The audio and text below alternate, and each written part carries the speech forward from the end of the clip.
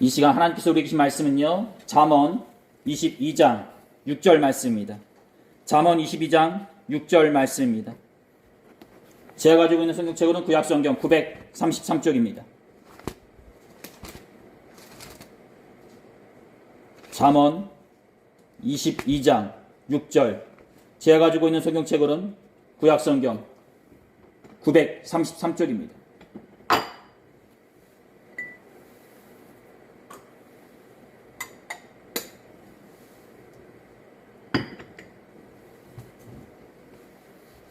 다 찾으신 줄 믿고요. 한 절밖에 안 되니까 우리 한 목소리로 돌아가겠습니다. 시작. 마땅히 행할 길을 아이에게 가르치라. 그리하면 늙어도 그것을 떠나지 아니하리다. 아멘. 한 번 더 읽도록 하겠습니다. 시작. 마땅히 행할 길을 아이에게 가르치라. 그리하면 늙어도 그것을 떠나지 아니하리라. 아멘. 오늘 여러분들과 마땅히 행할 길을 가르치라 라는 제목으로 다 같이 하나님의 말씀 나누도록 하겠습니다. 우리 말씀 나누기 전 앞뒤 좌우로 마음과 정성을 모았어요. 예수님의 이름으로 축복의 인사 나누도록 하겠습니다. 예수님의 이름으로 사랑하고 축복합니다. 예수님의 이름으로 사랑하고 축복합니다. 말씀 나누도록 하겠습니다. 사랑하는 성도 여러분, 설 연휴 어떻게 보내셨습니까? 즐겁고 행복한 설 연휴 보내셨습니까? 현재 우리가 풍요롭고 넘치는 상황은 아니다 할지라도 가족들과 함께하는 설 연휴에는 조금은 과하고 싶어지고요. 조금은 무리해서라도 퍼주고 싶어 하지 않나 싶습니다.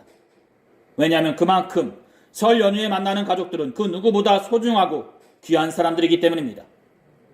이 자리에 앉아 계신 여러분들 또한 이런 설 연휴 기간 동안 그 누구보다 소중하고 귀한 가족들과 또는 친척분들과 함께 하셨을 것이다 믿습니다. 설이라는 명절을 통해 가족 간의 소중함을 다시 한번 깨닫고요. 서로의 안부를 묻는 귀한 시간이 되었을 것이다 믿습니다.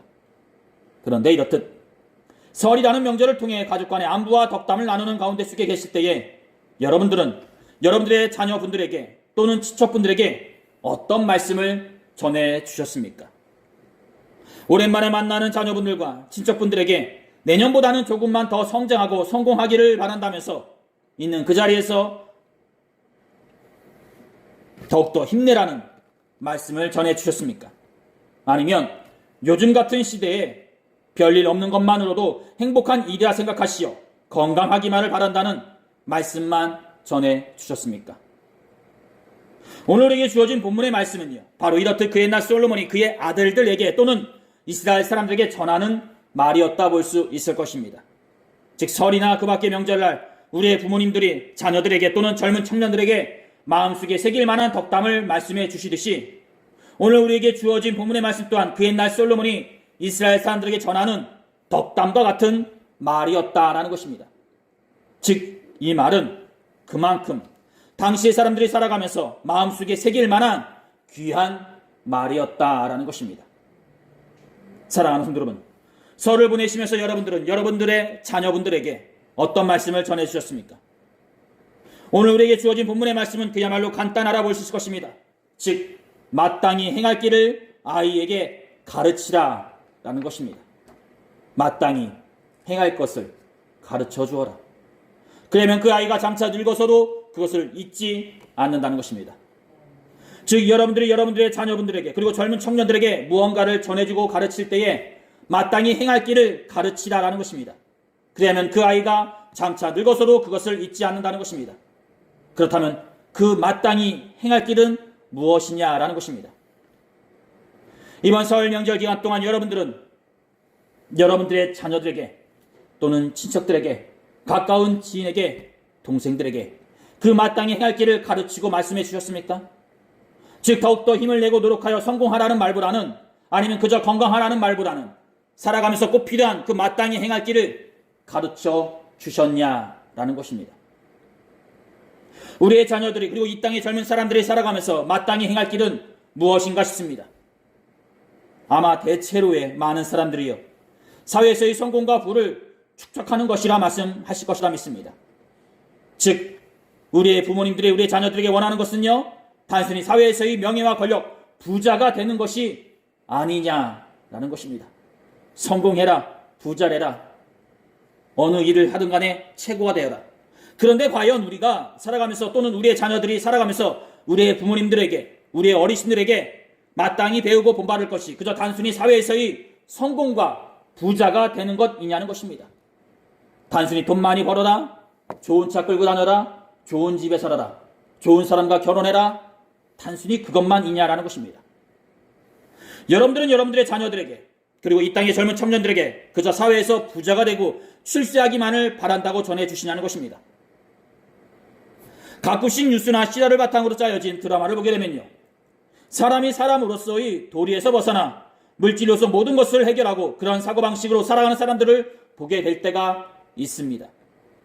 손쉽게 돈을 벌기 위해 가정 있는 남자를 유혹하여 그에게서 돈을 끌어내지 않나, 돈이라면 뭐든지 다 된다는 생각으로 사람의 인격과 마음을 무참히 짓밟지 않냐, 그리고 그런 환경에서 살아나는 아이들은 자신의 아버지 뻘 되는 기사님에게 반말을 서슴없이 내뱉지 않나 등, 즉 사람을 물질로서 판단하고 대하지 않냐라는 것입니다. 우리가 접하는 매스컴이나 뉴스를 보게 되면요, 이렇듯 물질 만능주의에 휩싸인 사람들이 비일비재하게 보여지지 않나 싶습니다. 즉 사람이 살아가는데 가장 중요한 가치와 기준이 물질이 되어지지 않았냐라는 것입니다. 그리고 그런 가치와 기준, 환경 가운데 우리의 자녀들이 살아가고 있지 않냐라는 것입니다. 가끔씩 어르신들과 만나서 이런저런 얘기를 나누다 보면요, 우연찮게 자녀에 대한 얘기를 들을 때가 있습니다. 그리고 그 자녀에 대한 얘기가 나올 때가 되면요, 어김없이 소개되어지고 전해지는 말씀은 자녀의 성품이 어떻고 어떤 성격을 가지고 있느냐를 떠나서 그 자녀가 어떤 회사를 다니고 연봉이 얼마냐에 대해서만 소개한다는 것입니다. 즉 우리 주위에 있는 어르신들이 자녀들을 소개할 때에 물질에 관해서만 소개하지 자녀의 성격이나 성품에 대해서는 소개하지 않는다는 것입니다. 즉 이 땅의 사람을 소개하고 판단하는 기준이 물질이 되어 버렸다라는 것입니다. 회사에서의 과장과 부장, 내가 몇 평의 집에 살고 있는 것, 어떤 차를 끌고 다니는 것이 나의 모습이 되어버리지 않았냐라는 것입니다. 그리고 그것으로서 우리가 소개하지 않냐라는 것입니다. 그리고 그런 사고와 환경 가운데 우리의 아이들이 그리고 젊은 청년들이 살아가고 있는데 그들이 무엇을 보고 배우겠냐는 것입니다. 그들에게 필요한 것이 지식입니까? 아니면 그렇게 얘기했던 그 물질입니까? 아마 올바른 가치관과 기준이 아닌가 싶습니다. 즉 쉽게 얘기하면 제대로 된 그 가치관과 생각, 기준이 아니냐라는 것입니다. 즉 사람으로서 마땅히 행할 올바른 가치관과 기준이 우리의 자녀들에게 그리고 이 땅의 젊은 청년들에게 필요한 것이 아닌가 싶습니다. 그리고 그 올바른 가치관과 기준을 가르쳐주고 말해주는 사람이 바로 이 땅에 어른된 우리들의 모습이 되어야 하지 않나 싶습니다. 사랑하는 성도 여러분, 설 연휴 기간 동안 여러분들은 여러분들의 자녀들에게 또는 친척들에게 또는 동생에게, 지인에게 그리고 젊은 청년들에게 이 땅을 살아가면서 꼭 필요한 그 올바른 가치관과 기준을 말씀해 주셨습니까? 오늘 우리에게 주어진 본문의 말씀에서 마땅히 행할 길이란 바로 사람이 살아가면서 꼭 필요한 그 올바른 가치관과 기준이라 말씀드릴 수 있을 것입니다. 그렇다면 그 올바른 가치관과 기준이 되어주는 것은 무엇일까 싶습니다. 믿는 자들에게 올바른 가치관과 기준이 되어주는 것, 그것은 무엇입니까?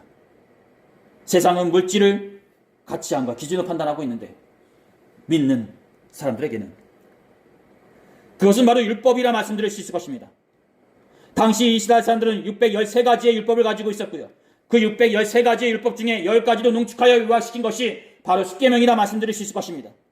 즉 하나님께서 우리에게 주신 그 십계명의 말씀이 바로 사람이 살아가면서 꼭 필요한 올바른 가치관과 기준이 되어준다는 것입니다. 그리고 그 십계명의 말씀을 하나의 문장으로 말씀해 드린다면 하나님 사랑과 이웃 사랑이라 말씀드릴 수 있을 것입니다.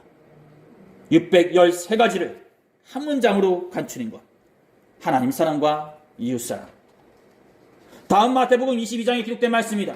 선생님, 율법 중에서 어느 계명이 크니까? 예수께서 이르시되 내 마음을 다하고 목숨을 다하고 뜻을 다하여 주 너의 하나님을 사랑하라 하셨으니 이것이 크고 첫째 되는 계명이요 둘째로 그와 같으니 내 이웃을 내 자신같이 사랑하라 하셨으니 이 두 계명이 온 율법과 선지자의 강령이니라.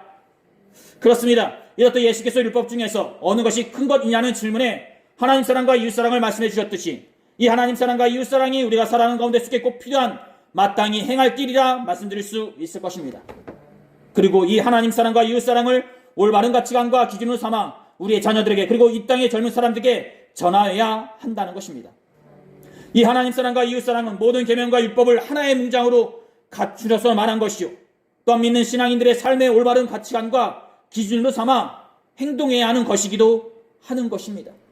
즉 믿는 자라면 그 하나님 사랑과 이웃 사랑이라는 그 문장을 마음속에 품고 그것에 맞게 살아야 한다는 것입니다. 그러게 오늘 이 시간에는요, 그 올바른 가치관과 기준을 알 수 있는 하나님 사랑과 이웃 사랑에 대해서 말씀을 전해드린 후에 오늘의 말씀을 우리가 마치도록 하겠습니다. 그렇습니다. 먼저 우리는 우리의 자녀들에게 그리고 젊은 청년들에게 마땅히 행할 길로 하나님 사랑을 가르쳐 주어야 한다는 것입니다. 하나님을 사랑하여다. 하나님을 사랑한다는 것은 하나님과 나와의 관계 가운데 나의 정체성을 일깨워주는 것이라 말씀드릴 수 있을 것입니다. 즉 네가 누구냐라는 것을 말해주고 있다라는 것입니다. 즉 창조주인 여호와 하나님을 믿는 자로서 나는 그분의 피조물이자 백성이라는 것입니다. 그러기에 세상 가운데 내가 주인이라고 해서 자랑하지 말고 피조물이자 백성된 자로서 하나님을 경외하고 겸손한 자로서 있어야 한다는 것입니다. 내가 창조주가 아니고 피조물이니 하나님의 백성된 자이니 하나님을 경외하고 항상 겸손한 자로서 그렇게 살아가라라는 것입니다. 요즘 우리가 살아가는 이 사회 가운데 속에서요, 갑질이라는 말이 왜 나오고요, 높은 직위를 통하여 하대한다는 말, 나아가 성추행한다는 말이 왜 나오는가 싶습니다. 그것은 바로요, 내가 상대방보다 높다는 생각에서 우러나오는 교만 때문에 빚어진 행동인 것입니다. 내가 상대방보다 모든 면에서 월등하고 높으니 상대방의 창조주의 자리에, 주인의 자리에 올라가려고 한다는 것입니다. 즉 나의 마음속에 내가 최고 제이라는 마음이 드니 나의 동료들에게 그리고 주위의 사람들에게 이렇듯 무참히 짓밟는 행동을 행하게 되는 것입니다. 즉 나의 마음속에 하나님에 대한 경외심, 백성으로서의 겸손함이 없으니 이렇듯 갑질적인 행동을 서슴없이 행하게 된다는 것입니다. 믿는 자들의 마음속에 무엇이 있습니까? 하나님이 계십니다. 내가 하나님을 믿고 있다면 내 마음속에 하나님이 계신 것입니다. 그 하나님이 계심으로 성도들은 백성으로서 겸손함을 가진 자로서 살아가게 되는 것입니다. 내 마음속에 주인으로 인정하고 섬기는 하나님이 계시니 나는 그분의 당연히 백성된 자로서 겸손함이 있어야 한다는 것입니다. 그 마음으로서 사회 가운데 교만하지 않는 자로서 서 있게 되는 것입니다. 우리 마음에 주님이 계시니 이는 당연히 우리가 당연히 그 주인된 분의 종의 모습으로서 겸손함을 품은 자로서 있어야 한다는 것입니다. 즉 이 말은 한편으로 만약 우리가 교만한 자로서 있다는 것은요, 우리의 마음속에 하나님이 계시지 않는다는 것을 말해주는 것이기도 하다는 것입니다. 그렇습니다. 우리가 하나님을 사랑하고 있다면 우리가 하나님의 백성이라는 것을 안다는 것이요, 이는 우리가 사회 가운데 겸손한 자로서 있다는 것을 말해준다 볼 수 있을 것입니다. 즉 우리의 마음속에 하나님이 계신다면 우리는 겸손한 자로서 있어야 한다는 것입니다. 특별히 우리가 사순절을 보내고 있는데요, 사순절 기간 동안 예수님께서 하나님에게 보여주신 모습이 무엇일까라고 얘기한다면 희생, 순종, 우리를 위한 사랑, 그 모든 것들과 함께 겸손이 아니었나 싶습니다. 그 누구보다 하나님의 뜻에 순종하여 행하신 것, 그 누구보다 높은 자리에 올라갈 수 있는 상황임에도 불구하고 그것을 다 내려놓고 항상 걸어다니시면서 말씀을 전하시고 사람들을 품었던 그 겸손한 모습, 우리가 믿는 자라면 사순절 기간 동안에 그 겸손한 모습을 다시 한번 닮아가고 이행해야 할 것입니다. 구약에 나오는 여러 인물들 중에 하나님을 진심으로 사랑했던 사람을 한 명 뽑자면요, 우리는 본문의 말씀을 전해주었던 솔로몬의 아버지인 다윗을 들 수 있을 것입니다. 그에 대해서 여러 가지 평가가 나오고 있죠. 우리가 수요일 날 다윗에 대해서 다시 한번 말씀을 나누겠는데, 그가 왕이 되고 나서 변화된 모습을 보여주곤 하지만 우리가 생각했던 그 길에서 조금 벗어난 모습으로서 실망시키기도 하지만, 우리가 다윗을 생각할 때 떠오르는 것이 무엇이냐? 겸손한 자였다라는 것입니다. 그는 하나님을 진심으로 사랑하였고 그러기에 언약궤가 예루살렘 성에 들어올 때에 그 언약궤 앞에서 춤을 추었던 사람이었습니다. 이렇듯 하나님 앞에서 춤을 추었던 다윗이 하나님을 품은 자로서 겸손한 모습도 보여주었는데요. 그는 자신을 해치려고 하였던 사울을 자신이 먼저 해칠 수 있는 상황에 처했어도 여호와께서 기름 부은 왕을 해칠 수 없다고 하여 2번이나 거절하였고요. 피난을 가는 가운데 속에 수임과 저주를 퍼부었어도 이 가운데 여호와께서 시키신 일이다 하여 묵묵히 받아들였다라는 것입니다. 자신이 피난을 가는 와중 속에 한 백성이 자기에게 그렇게 저주의 말을 퍼부어도 하나님께서 저자를 통하여 나에게 말씀하시는 것이다 라고 하며 받아들였다라는 것입니다. 그런데 이 모든 모습들보다 그의 겸손한 모습이 더욱더 돋보였던 모습을 뽑자면요, 나단 선지자를 통하여 다윗의 제약된 행동들이 만천하에 폭로되어지게 되자 다윗은 이에 겸손한 자로서 자신의 죄를 인정하고 뉘우치는 자로서 있었다라는 것입니다. 즉 그는 모든 권력과 권세를 쥐고 있는 왕임에도 불구하고 그 전에 자신이 하나님의 백성이라는 것을 잊지 않았다라는 것입니다. 내가 왕이다, 내 말 한마디에 백성들의 생명이 움직일 수도 있다라는 그런 위치에 있었음에도 불구하고 그보다 더 압도하는 마음은 무엇이었냐? 나 또한 하나님의 백성이다라는 것을 잊지 않았다라는 것입니다. 그렇습니다. 다윗은 한나라의 왕임에도 불구하고 그 전에 자신이 하나님의 백성인 것을 잊지 않았고요. 그러기에 그는 겸손함을 잊지 않은 자로서 있었다라는 것입니다. 그리고 또한 하나님을 사랑한다는 것은요, 이렇듯 하나님의 백성된 자로서 겸손한 모습도 보여지게 되지만 한편으로는 하나님을 목자 삼은 자로서 그분의 인도하심 가운데 거한다는 것을 말해주는 것이기도 할 것입니다.